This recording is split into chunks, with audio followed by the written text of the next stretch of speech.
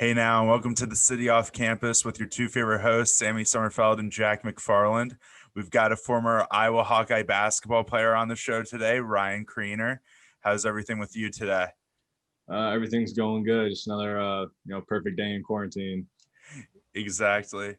So my first question for you is, how did you get into the game of basketball, and what did your recruitment experience look like? Well, the way I got into basketball was kind of my dad. He played at Mankato State in Minnesota, and he kind of really instilled that love for the game in me. I remember, I think like one of the first birthday presents I remember was like a mini Tykes hoop.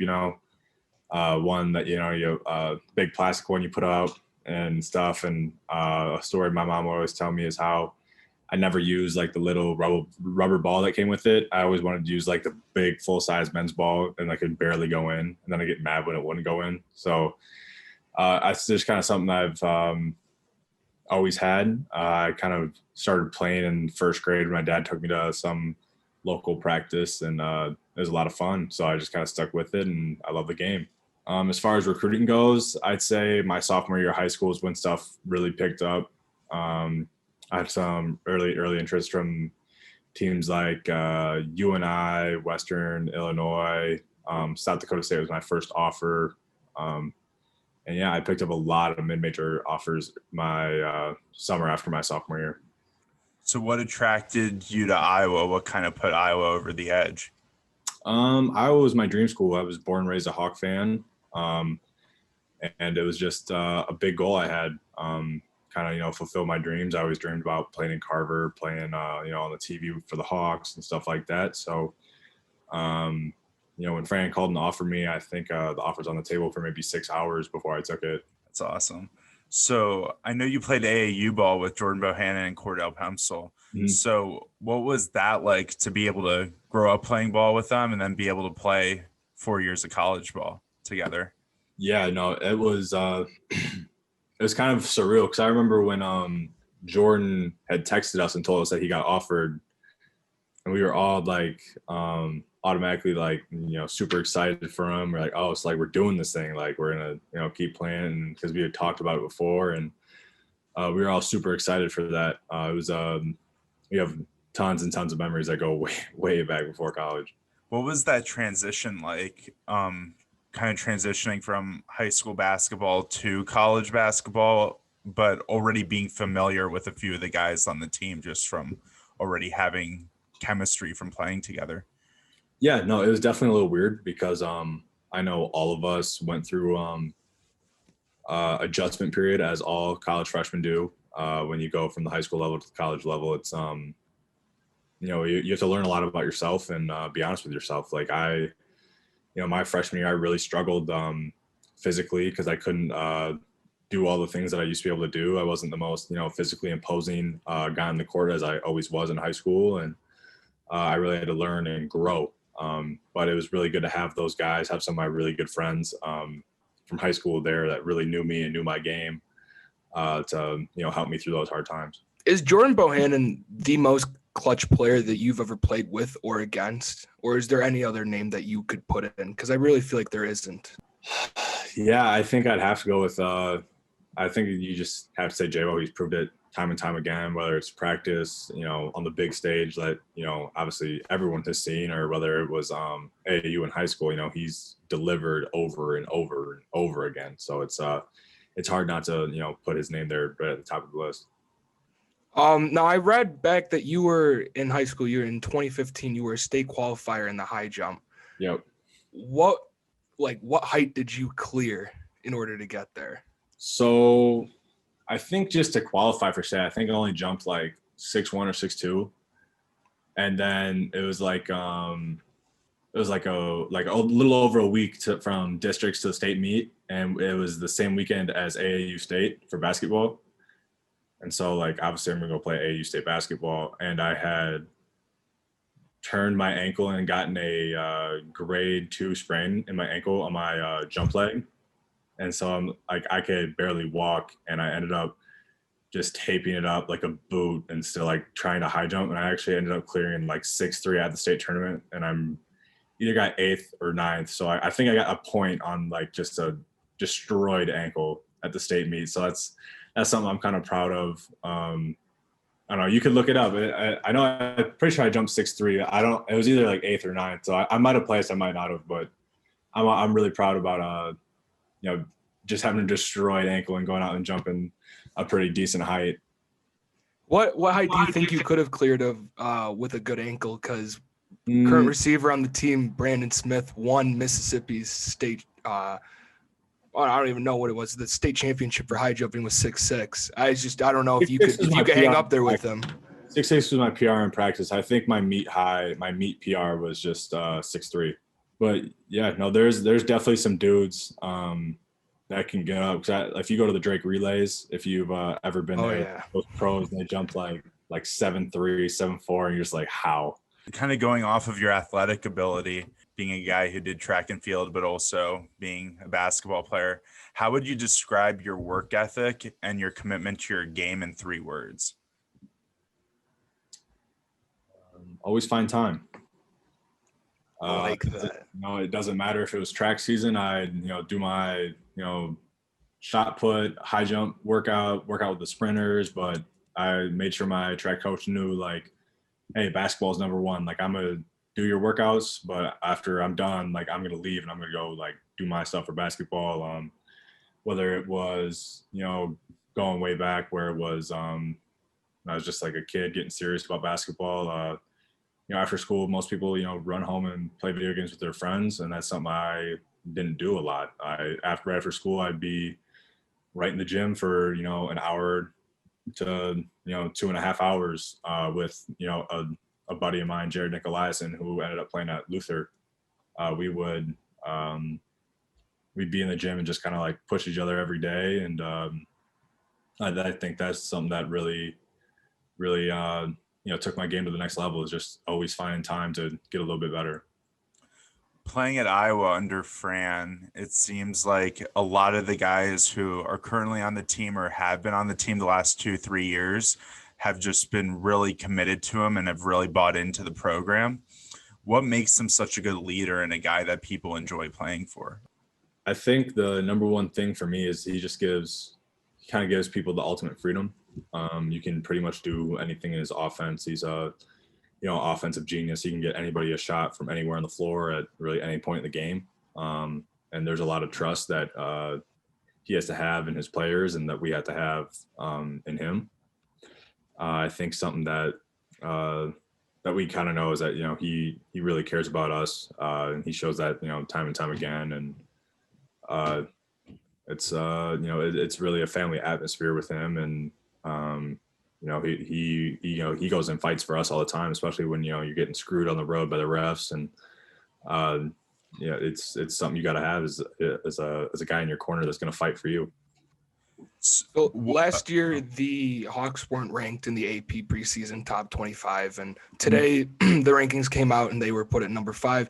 What does that say, or what does that reflect about Fran and the program that he's built here at Iowa, and how Iowa doesn't necessarily get a lot of the preseason love that some of the Blue Bloods might get, but now they're number 5. They're ranked ahead of teams like Kansas, Kentucky, and other teams that you would associate as a top 10 team. So what does it say about Fran and what he's done with this program so far?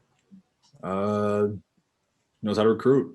He gets really good players. And, when you stick around in his program and, you just continue to work and chip away at it, good things come.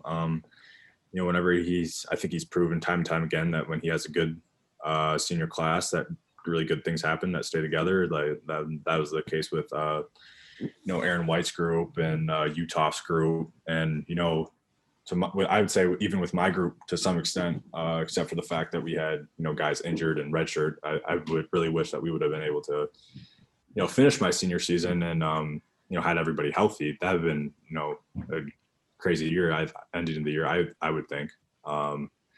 And with those guys, being injured and redshirting and stuff, and you got Luka and Jordan taking the reins, it's going to be a really fun year. How far do you think you guys could have gone last season if COVID hadn't cut your season short? Well, definitely Sweet 16 or bust was kind of our goal. That was what we were saying. I had no doubt in my mind we were going to achieve that goal. Because we were just really catching stride at the end of the year. So I definitely think we went to the Sweet 16, and then this tournament play is just so matchup oriented. It's so, how many different ways can you win? How many different ways are you going to get beat? And I think we had a lot of different ways that we could beat people as long as we defended. So what are some of those ways, if you can break it down a little bit further? I think there was a game where multiple games where we hit 12 plus threes. We can beat you on the arc. We obviously can beat you up inside with Luka, myself, and anybody cutting to the hoop, pick and roll play, assist play. Because we were always top in the nation in assists. Our transition game is always strong, and for the first time in my career, actually I'd say my junior year as well, we beat a few teams with our defense, and that was really surprising to see and really good to see. Just the maturation and over the course of my career that we could get it done on the defensive end of the floor when we needed to. Yeah, no, watching you and Luka or you and Tyler Cook doubling guys really had an impact in the paint when you guys would do that. And looking back at your final NCAA tournament run when you guys lost to Tennessee in overtime, when you've watched that game back, if you have, what do you think you could have done differently in that situation to win that game? I think the biggest one would just be don't have the first half we had. I think that's the easiest one to say. But if you're going to say, the game goes the way it does, I'd say maybe we could play overtime a little bit differently. That's probably the only two things I could say, because it was incredible game. We were just this close to being the all-time comeback in NCAA tournament history. So that was an insane game, and I think that was the driving force of Sweet 16 or bust, because in the locker room, we were devastated and kind of shook, and we were all like, we will be back here, we're doing it, we're going to be back. And yeah. When you go into overtime in a game, how do you mentally reset before that time period starts, when you already played, 2 full halves and you're physically drained, you're mentally ready to compete, but still a little drained after playing, so many minutes? So how do you kind of reset and kind of, start over in a way? Yeah, I think that our team in particularly, we've played a lot of overtime games over the course of my career. We played some double overtime games. There's just a lot of stuff. One thing, the biggest thing I could say is preparation and experience. We prepare like that during our preseason. We bring in the refs, we play a full 40 minutes, and then we do small segments and situations. So it's very comparable to overtime play, I guess you could say. So it's something that we practice continually. Win the segment, as we call it, is something we practice continually. And just playing in so many overtime games over the course of a career, it gets you ready for it. Describe the different emotions that you guys felt and compare and contrast them from the Big Ten tournament to the larger tournament. And you've talked a lot in depth about the Tennessee game and a lot of the emotions that went into that. How is that different from a game in the Big Ten tournament, like maybe an opening game or a second round game? How does that differ for you guys? Yeah, I would say obviously the biggest scale is hey, it's a Big Ten championship, conference championship, or a national championship. So that's a big obvious one, I guess you could say. But I think with the Big Ten tournament, it's a little more personal. You see those teams, so many times over the course of the year. You know everything about them. They know everything about you. You know their roster up and down. They know your roster up and down. And it's just who's going to be tougher, who's going to win, who's going to fight it out. And I guess I'd say the Big Ten tournament games are a little bit more of a slugfest as compared to a little more fluid as the NCAA tournament games are, because you're not as familiar and you're just trying to you can kind of get away with more stuff because they're not as well scouted. I'd say that's probably the biggest difference, is the Big Ten ones are a little more personal. Were there any games from the Big Ten tournament that you played in that you just have in the back of your mind as damn, that was a good one? I say a really good game is my sophomore year. We were playing Michigan in the Garden. I think we lost in overtime, and it was one of the games over the course of my career that was one of my better games, I'd say. And they had a plethora of NBA talent on their team, so it's something that I always felt really good about. Another one is we always seem to get matched up with Illinois, so I love beating Illinois in postseason play, and that made for better matchups down the road. And I think they're going to have a super heated rivalry this year. Considering they're considered 1-2 in the conference and top tens, and so I'm really excited to see how that plays out this year. And I feel like that's just a continuation of stuff that's built up over the course of my career. You just briefly touched on Madison Square Garden, and you've had the pleasure of playing in like the United Center and other great arenas. Which one would you prefer out of all the great ones that you've played in? Oh, the Garden. That's my favorite by far. I've had probably 2-3 really good games in the Garden, and it's just something special. I remember every time we're in the Garden locker room, everyone's just kind of like, hey, it's the Garden, and so it's it's something cool. I love that one. That one's just the coolest one to me. And then a quick follow-up on the on the Iowa-Illinois beef, because there's obviously some growing tension in the rivalry going between the two teams.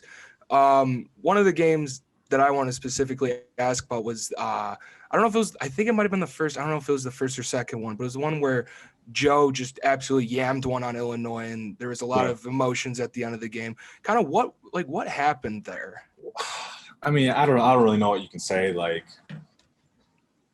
I don't know. That's why I worded it like this, just to leave it open. I don't really know what there is to say. Like, they kind of think like, they're the toughest dudes in the conference, and they're like not gonna get out toughed, and they're, all that in your face, and we just go about our business.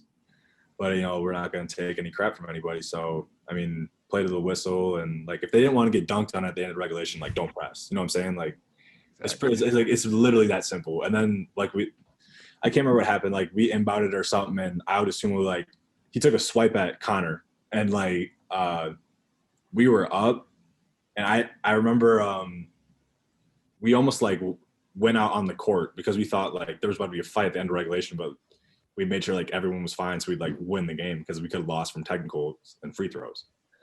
So like I specifically remember it was a morning game, and like Georgie Bashanavili is like just standing at half court staring at us, clapping, like, let's go, morning basketball, like it's what we do, baby, like it's what we do. And we were just like looking at him like, yo, like this is not going how you think it's gonna go. I mean, you see on Twitter when like Barstool Iowa and Barstool Illinois get into it, and like it's just I gotta ask that question because a lot of people. Something I don't get is like I'd probably say like 50% of our student body is from Chicago. Like yeah. And like when we go to like Northwestern, like there's "Let's Go Hawks" chants like at Northwestern, so everyone says like Northwestern's like everyone's like little brother because like we have more fans in Chicago than Northwestern does, and so I guess that's like kind of like a rivalry because I guess there's some sort of Chicago pride a little bit for the University of Iowa, because you have so many of those kids that go here and they want to beat their home school or whatever. So yeah, I don't really know what that comes from, but yeah, it's always good to beat those guys. Who's your favorite player in the Big Ten that you've matched up against that you just loved facing?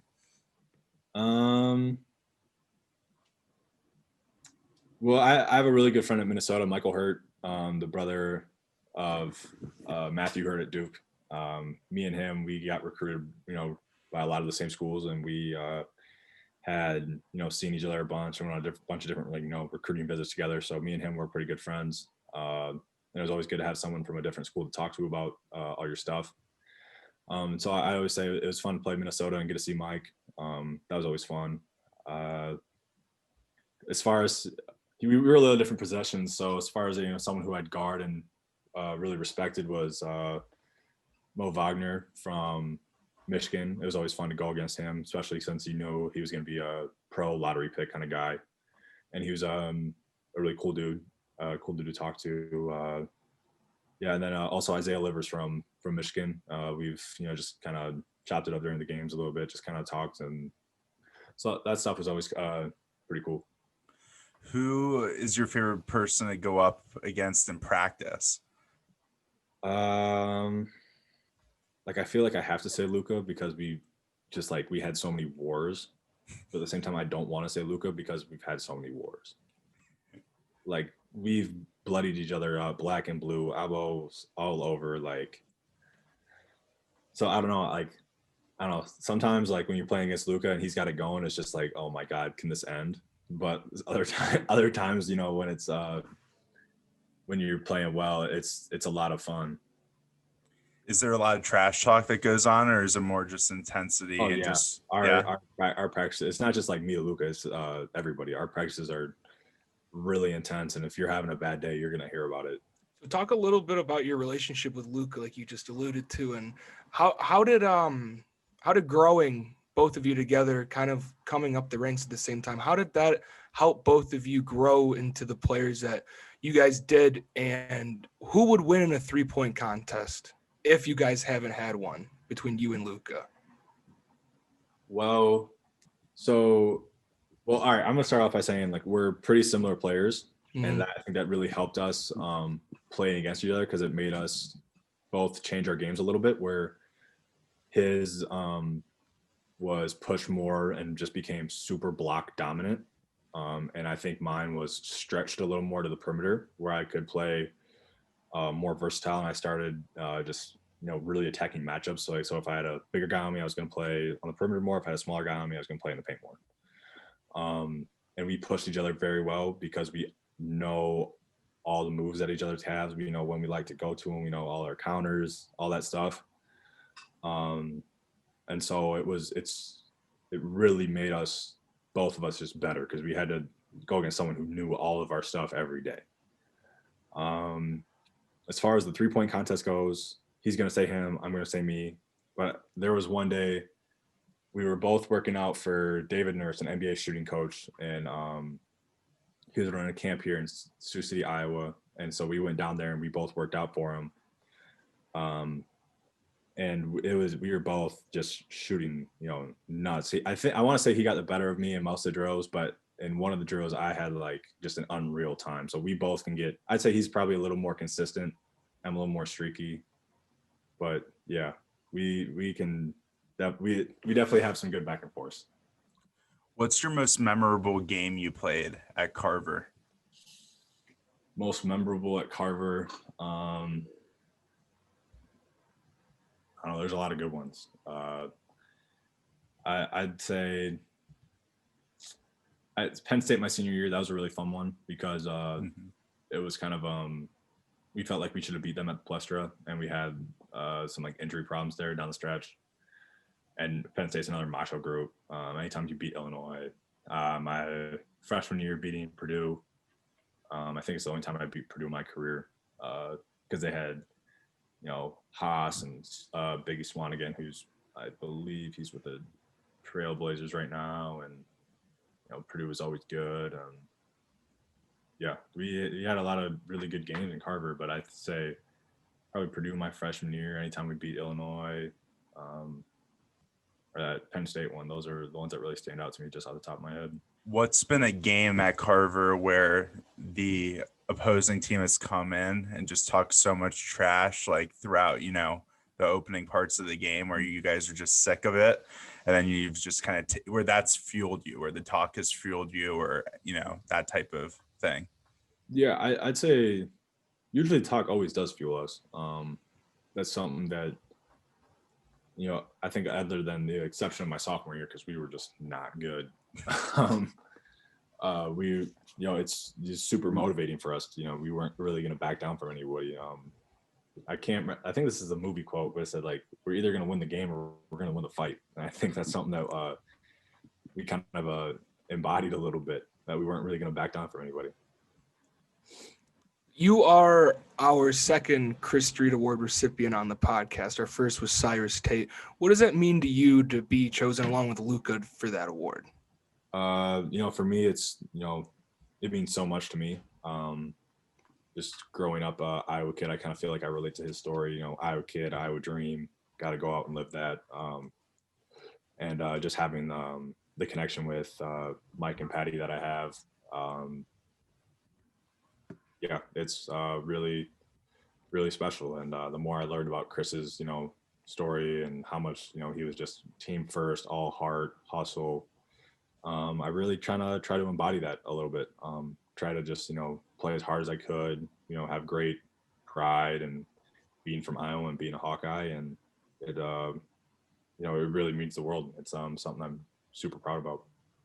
How has that mindset carried over to you now going into your professional career? Yeah. For that, I've just kind of been looking on the bright side of everything, always looking up. I had signed a contract in Slovenia, and for whatever reason, it didn't really work out. We didn't agree on things, so I requested a release. I was fortunate enough to be granted that release early, and so I've just been home working out, getting a lot of different information about stuff. Might do a G League, try to get a two-way if that's possible, depending on what they do with Corona. Otherwise, I might be, leaving here really soon, depending on how fast I get my paperwork. Don't really want to say too much about that because it's not really set in stone yet. But yeah, luckily I got that release early enough to where I could, go and play again this season. Yeah, just really been trying to be ready and be positive about everything. That's great. And on your Twitter, you have professional podcast guest, which is part of the reason I had to ask you to come on our podcast. But when did you formally make that announcement, or when did you formally get that title? I think it was after Washed Up Walk-Ons, because I said that I was one of the most refined or easygoing podcasts. And I just, after the season, I did so many of them just back to back to back. So I was just like, oh, I might it's kind of funny. I'll put it in there. So it's stuck around. I don't know if it might change when I sign a new contract here, but we'll see. One question I had was, obviously, I'm not even going to ask if you watched The Last Dance. I know you did. So you remember the scene of Rodman talking about the ball bouncing off the rim and it goes like this? Yeah, you're right. Good. Okay. So is there any truth in that? In it kind of getting a feeling of how the ball's going to bounce and how certain people shoot it and whatnot? I would say some guys are, really gifted and really good at that. I'd say Luka's one of those guys where he just kind of knows. Me, I'm not so good at that. That's just not one of my strengths. I just find my guy and make sure I just box out really well, make sure he doesn't get the ball. But Tyler Cook, he was really good at that, where coach even told him dude, don't even box out, just go get the ball. We all know you can go get it over anybody in the court. You know where it's going to be, just go get it. So, there's certain guys who are really gifted at that, and there's guys who really work on that and study, and just Luka will sit there some days before practice and just watch guys shoot and watch how they miss. That's something I think he's just he's really good at that stuff, and some guys really are. And yeah, there's definitely a lot of truth to that. If you know where that ball is going to be, you're going to be there. Another guy who's really good at that that I played with was Nicholas Bear. He always seemed to get those weird long rebounds. He was there every time. Were there any former Hawkeye players that you talked to about your next step in your career, whether it's playing overseas or looking to go to the G League? And if so, who? So I talked to our video guy, Courtney Eldridge, quite a bit because he played for Coach and he had a really successful overseas career. I talked to Nicholas because we were pretty close. Talked to Aaron White because he's just a great guy and he's been through every level, been drafted, Euro League, all that. And I talked to Pete a little bit about it too, just because he was a senior when I was a freshman and kind of really helped me show me the way a little bit. So I kind of asked for his guidance again. And so I think that's probably the main dudes that I've talked to, and I feel like I've got some really good feedback, and I'm just really thankful that I have such a good support system of guys. I think that's something that Fran does really well. Is once you play for Fran, it's kind of like family. Yeah, that's awesome. I have two final questions for you. My first one is, what does being a Hawkeye mean to you? Yeah. It's I don't know, I'd say I have a lot of pride in it. But being a Hawk just means, showing up, hard work, doing your best, blue collar kind of stuff. It's representing people of Iowa, your state. Also means like home, like from Iowa, play for Iowa. It's it's just kind of there's a sense of pride. Yeah. And then even though you're a recent alum, what is advice you'd give to current and future Hawkeyes? I'd probably say my best advice I could give is it goes so fast, and just try to do the most. Don't sit in your dorm or your apartment and be like, I'm tired and I don't really want to do anything. Just go do it, live it up, do everything you can to the fullest, and just have as much fun as you can. Awesome advice. Well, thank you so much for coming on the podcast. We really appreciate it. Jack, do you want to close this thing out? Of course, you guys know the deal. Not the same time, same place. We will see you guys later.